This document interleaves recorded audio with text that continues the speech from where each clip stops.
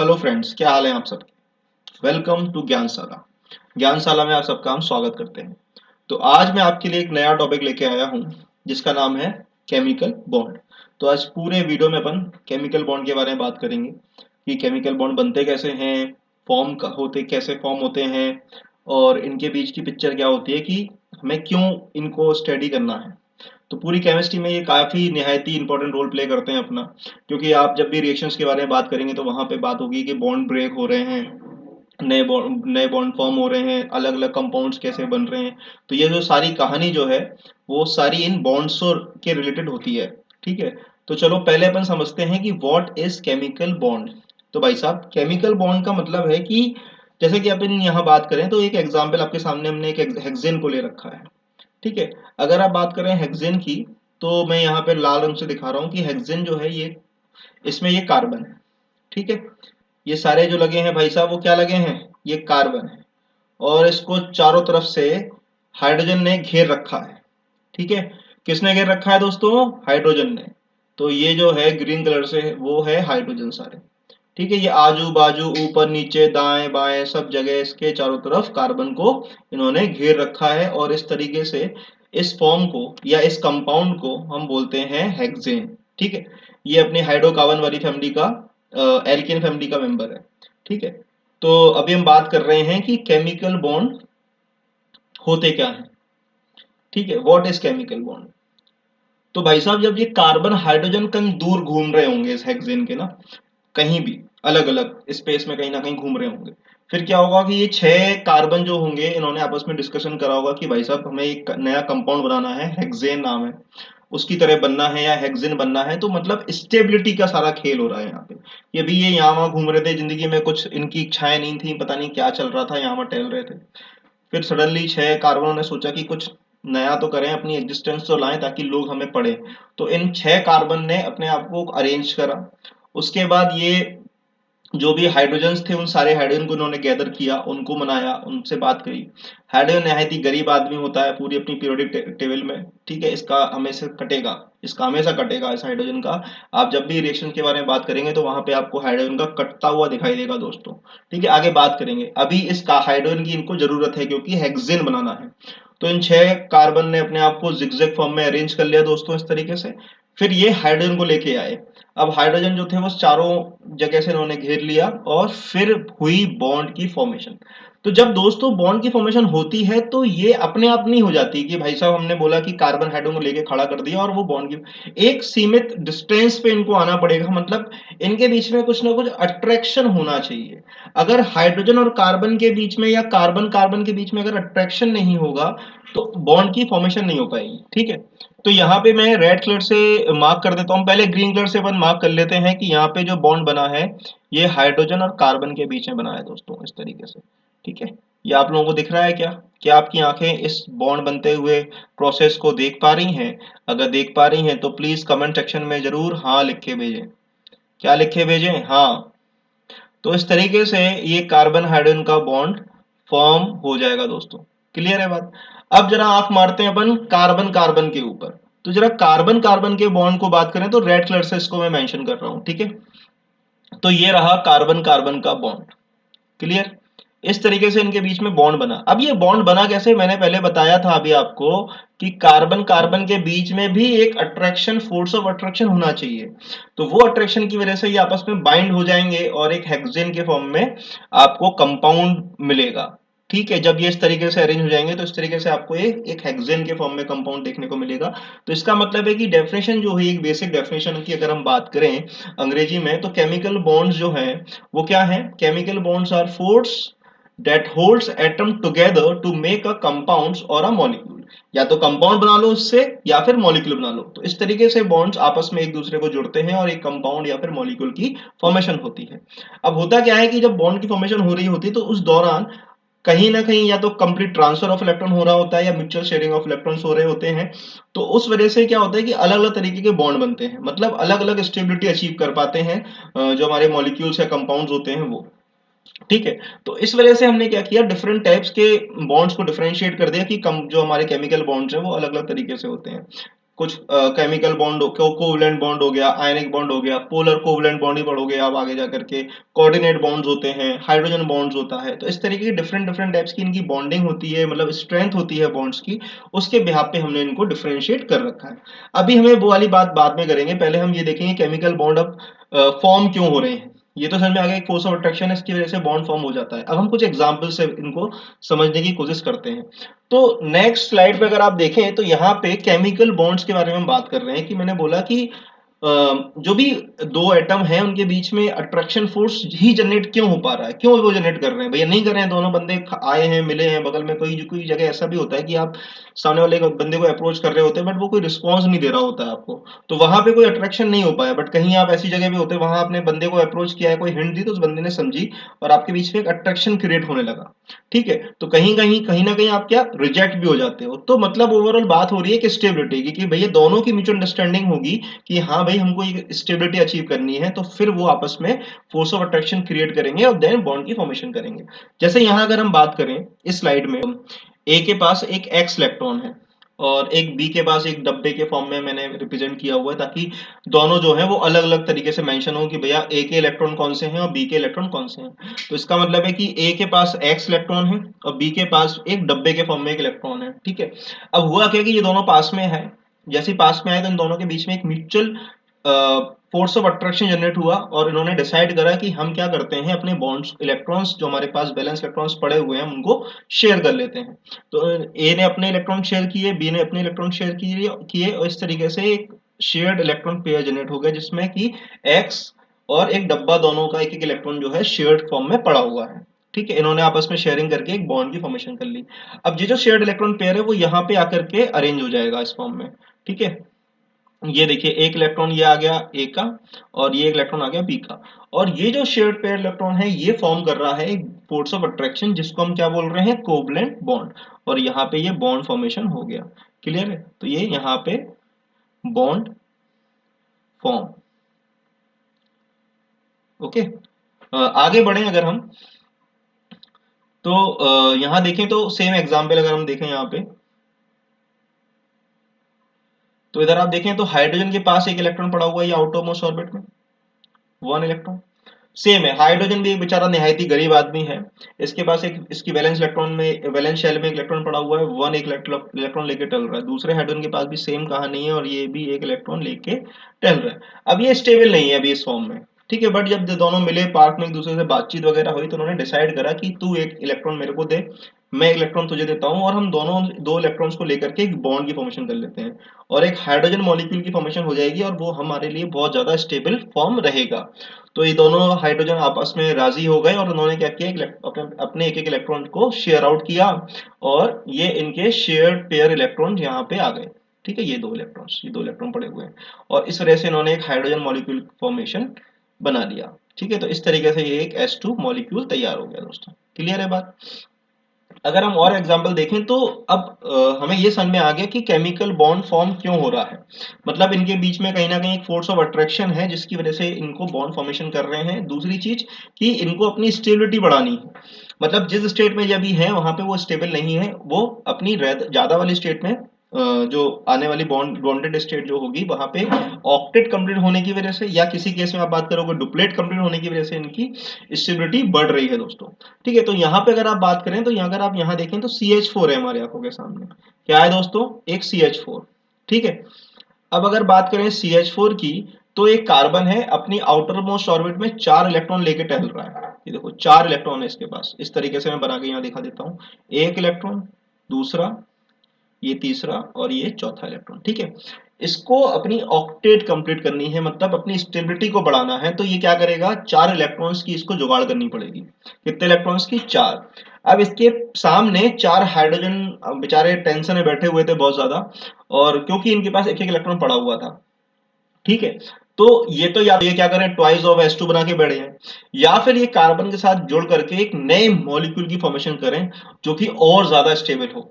तो इन्होंने क्या किया, इस कार्बन के पास ये लोग गए और इनको इन्होंने एक अपना ऑफर दिया कि देखो भाई हमारे पास एक एक इलेक्ट्रॉन पड़ा हुआ है अपनी आउटर मोस्ट ऑर्बिट में, अगर आप हमारे साथ बॉन्ड की फॉर्मेशन करोगे तो हम बनाएंगे CH4 और CH4 मतलब हो गया मीथेन और ये होता है बहुत ज्यादा स्टेबल।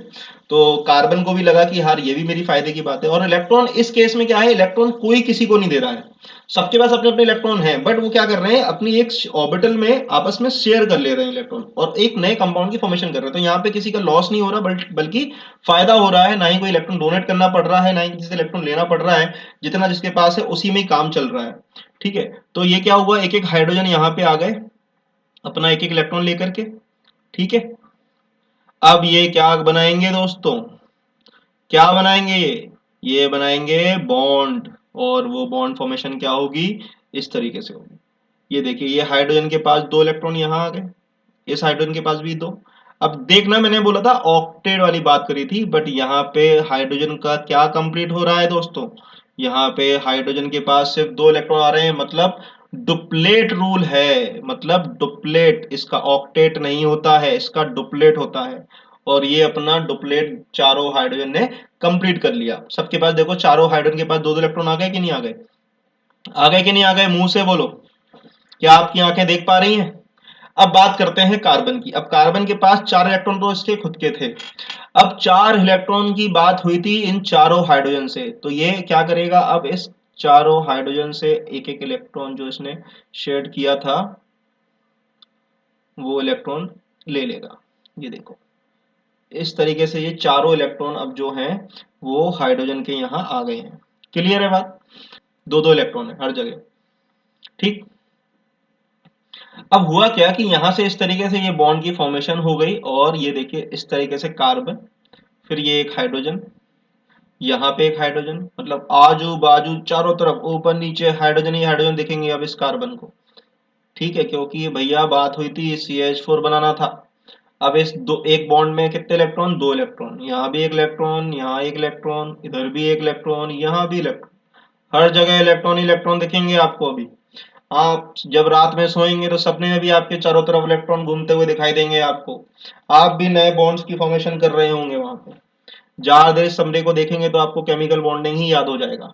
ठीक है, तो इस तरीके से अगर हम वापस आए तो अपने टॉपिक पे, तो यहाँ पे इस तरीके से CH4 एक मॉलिक्यूल तैयार हुआ जिसमें 4 हाइड्रोजन ने अपना एक एक इलेक्ट्रॉन शेयर किया था, कार्बन ने अपने 4 इलेक्ट्रॉन शेयर किए थे और इस तरीके से CH4 मॉलिक्यूल को इन्होंने तैयार किया था। तो यहाँ पे हमें बात समझ में आई कि how chemical bonds are form, किस तरीके से बनते हैं।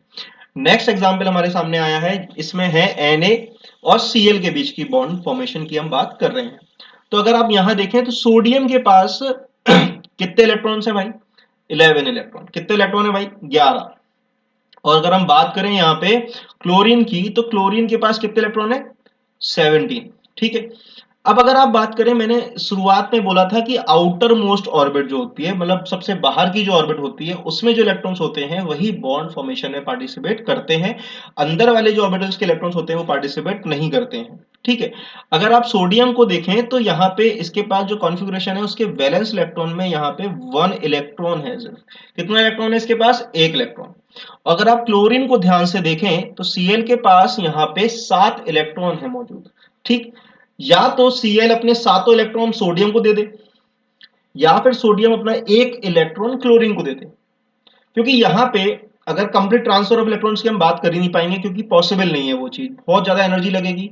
तो इनके बीच में बॉन्ड फॉर्मेशन या फिर स्टेबिलिटी को ज्यादा अचीव करने के लिए भी जो स्टेट में है, यहाँ पे स्टेबल तो है नहीं, क्योंकि एक इलेक्ट्रॉन पड़ा है, इसको एक इलेक्ट्रॉन की व्यवस्था चाहिए, या फिर अपना इलेक्ट्रॉन डोनेट कर दे। सात क्लोरीन के साथ ही वही सेम कहानी है कि भाई 7 इलेक्ट्रॉन है, 1 इलेक्ट्रॉन चाहिए उसको। ठीक है, तो यहाँ पे इनके लिए मेन मुद्दा है कि बॉन्ड फॉर्मेशन करके हम NaCl की तैयारी कर लेते हैं, ताकि हम दोनों क्या रहेंगे, स्टेबल रहेंगे। अब उसके बारे में हम यहाँ पे चर्चा कर रहे हैं। तो अब हुआ क्या कि सोडियम भाई साहब ने अपना वैलेंस इलेक्ट्रॉन, जो बाहरी इलेक्ट्रॉन था, वो किसको डोनेट करा, Cl को यहाँ पे 1 इलेक्ट्रॉन डोनेट कर दिया। ठीक है, अब सोडियम मतलब Na ने 1 इलेक्ट्रॉन Cl को दिया, तो अब Cl के पास कितने इलेक्ट्रॉन्स हो जाएंगे, जो 7 थे वो कितने हो जाएंगे, 8। तो अगर आप यहां देखें तो अब इलेक्ट्रॉनिक कॉन्फ़िगरेशन में अगर हम बात करें तो वैलेंस इलेक्ट्रॉन में Cl के पास कितने इलेक्ट्रॉन्स आ गए दोस्तों, टोटल 8 इलेक्ट्रॉन। अब ये नेगेटिव चार्ज क्यों आया है, ये नेगेटिव चार्ज इसलिए आया है क्योंकि पहले इसके पास थे 7 इलेक्ट्रॉन, एक इलेक्ट्रॉन सोडियम ने दिया तो एक इलेक्ट्रॉन इसके पास एक्स्ट्रा ऐड हुआ, उस एक इलेक्ट्रॉन की वजह से इसके पास टोटल नंबर ऑफ इलेक्ट्रॉन्स बढ़ जाएंगे और एक नेगेटिव चार्ज यहाँ पे हमें शो करना पड़ेगा। इस नेगेटिव चार्ज का मतलब क्या है, Cl माइनस, ठीक है, ये इस तरीके से Cl और Cl के चांद पे एक नेगेटिव चार्ज, क्लियर, इस तरीके से। सोडियम मतलब Na ने अपना इलेक्ट्रॉन डोनेट किया था, ये क्या है, डोनर एटम है, और Cl क्या है, एक्सेप्टर है। तो एक इलेक्ट्रॉन दिया तो इसके ऊपर क्या आ गया, अब इसके पास इलेक्ट्रॉन की क्या हो गई, कमी, तो उस कमी की वजह से इसके ऊपर चार्ज क्या आएगा, पॉजिटिव चार्ज। ये बन गया आपका NaCl और इनके बीच में यहाँ पे इलेक्ट्रोस्टैटिक फोर्स ऑफ अट्रैक्शन हो जाएगा और ये NaCl की फॉर्मेशन हो जाएगी। क्लियर है बात।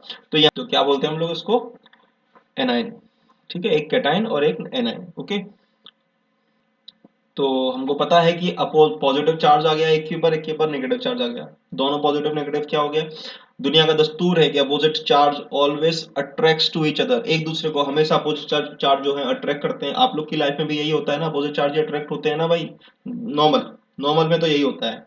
तो केमिस्ट्री की भाषा में भी अगर हम बात करेंगे तो यहाँ हमेशा अपोजिटली चार्ज जो एटम्स हैं वो आपस में अट्रैक्ट होते हैं, और अट्रैक्शन का मतलब होता है उनके बीच में एक electrostatic force of attraction generate हुआ, और उस इलेक्ट्रोस्टैटिक फोर्स ऑफ अट्रैक्शन की वजह से ये दोनों आपस में बॉन्ड की फॉर्मेशन करेंगे।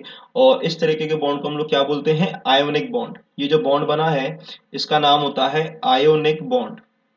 क्लियर है बात, इसको हम क्या बोलते हैं, आयोनिक बॉन्ड।